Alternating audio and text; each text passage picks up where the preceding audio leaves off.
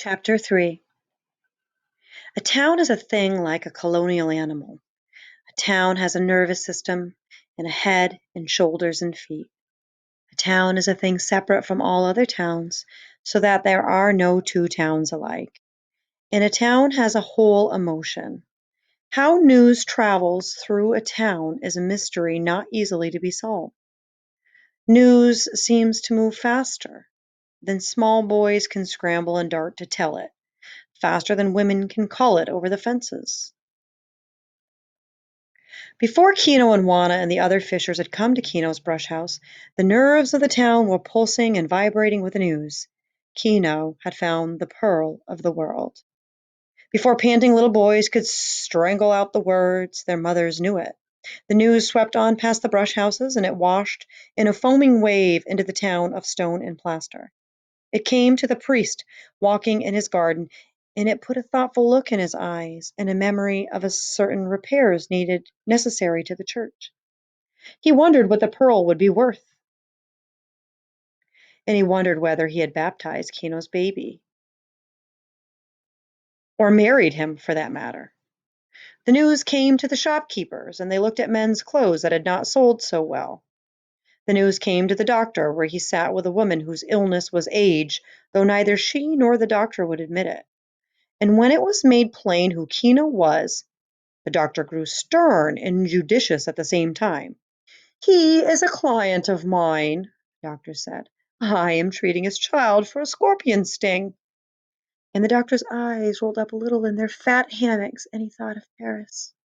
He remembered the room he had lived in there as a great and luxurious place, and he remembered the hard-faced woman who had lived with him as a beautiful and kind girl, although she had been none of these three.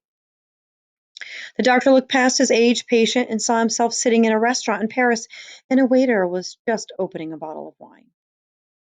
The news came early to the beggars in front of the church, and it made them giggle a little with pleasure, for they knew that there is no almsgiver in the world like a poor man who is suddenly lucky.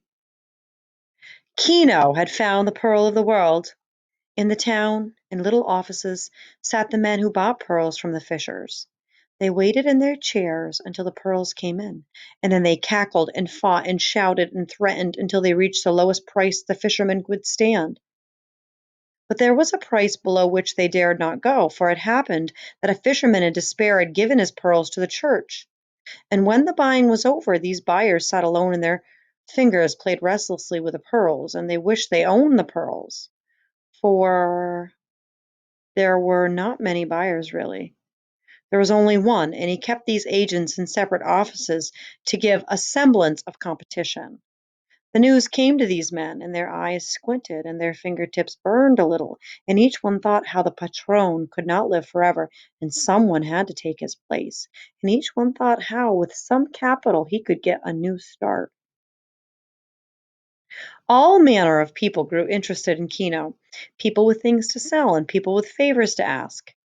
Kino had found the pearl of the world. The essence of pearl mixed with essence of men, and a curious dark residue was precipitated. Every man suddenly became related to Kino's pearl, and Kino's pearl went into the dreams, the speculations, the schemes, plans, the futures, the wishes, the needs, the lusts, the hungers of everyone. And only one person stood in the way, and that was Kino, so that he became curiously every man's enemy. The news stirred up something infinitely black and evil in the town. The black distillate was like the scorpion, or like hunger in the smell of food, or like loneliness when love is withheld. The poison sacs of the town began to manufacture venom, and the town swelled and puffed with the pressure of it.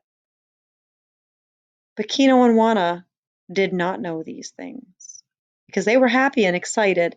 They thought everyone shared their joy.